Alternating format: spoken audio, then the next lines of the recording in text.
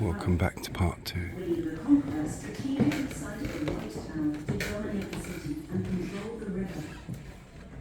Edward and his father Henry spent a lot of money adding to and improving the fortress. Henry strengthened the tower, adding an outer stone wall, reinforced by 11 new towers, including Wakefield Tower and Lanthorn Tower. He also added a great hall, kitchens and stables. He and his family stayed in rooms along the riverside. These are those very rooms. That's nice and quiet here at the moment.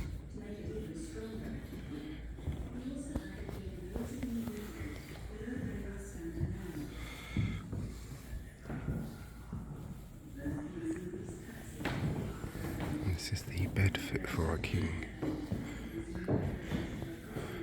Bedchamber fit for a king, really.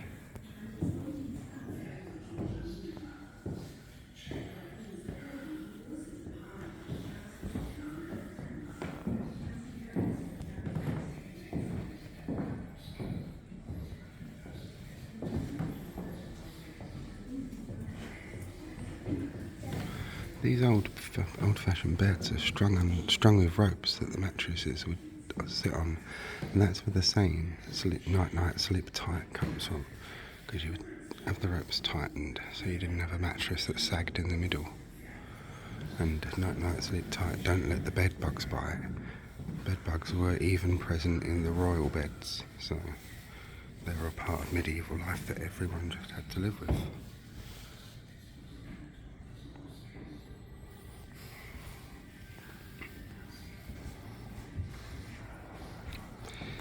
Edward was not a very nice person. Though he may have been very religious, he was certainly not nice.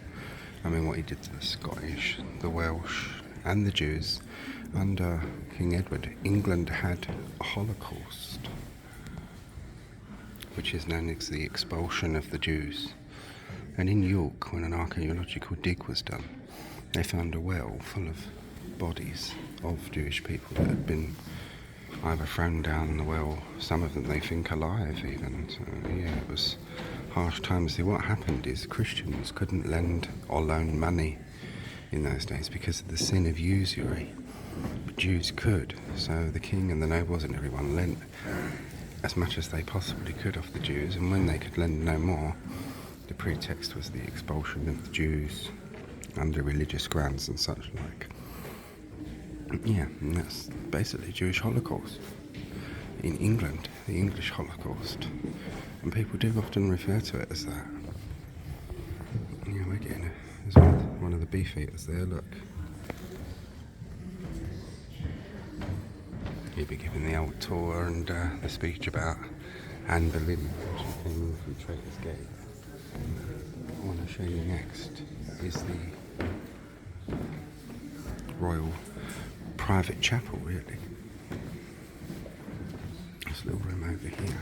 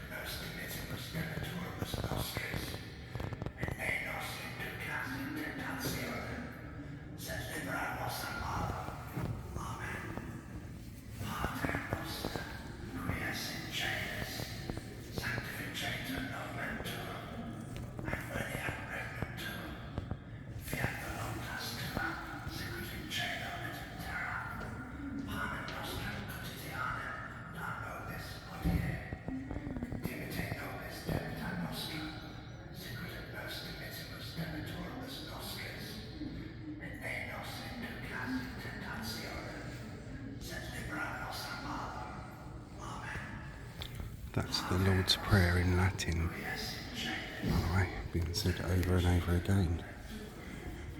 And we lead us on to our next set of rooms, which are even more impressive than this. even if I do say so myself.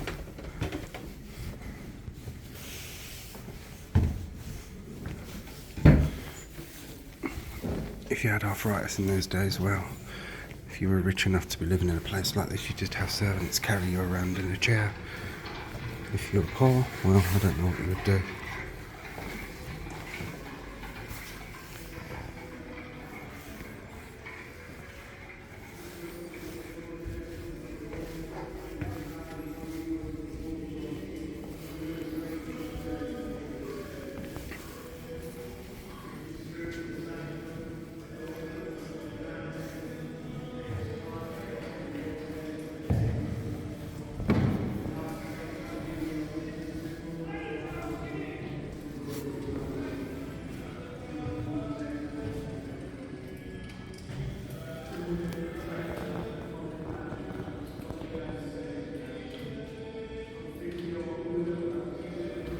This is basically what the coronation chair would have looked like in its original day, brightly painted. Underneath would be the stone of Scone.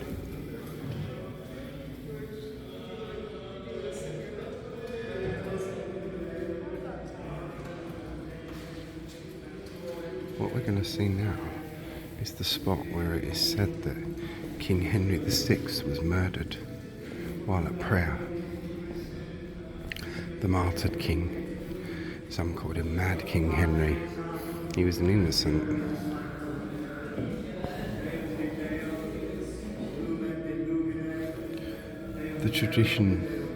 By tradition, Henry VI died here, May the 21st, 1471.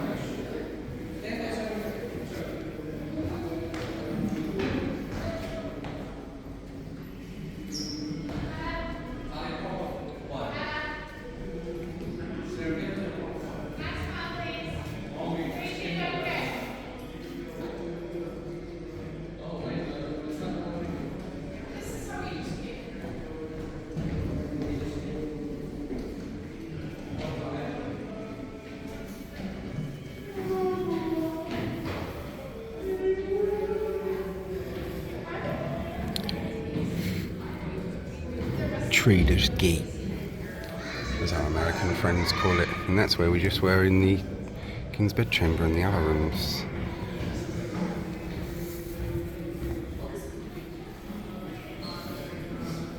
So there.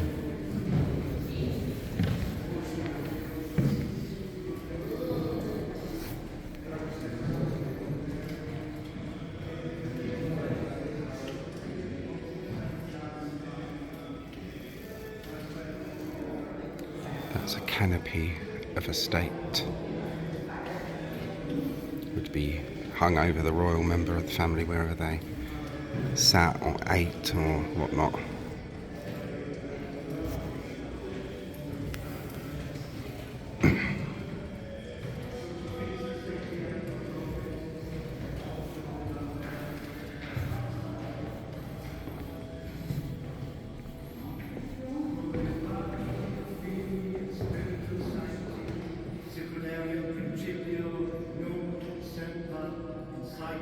like a rose.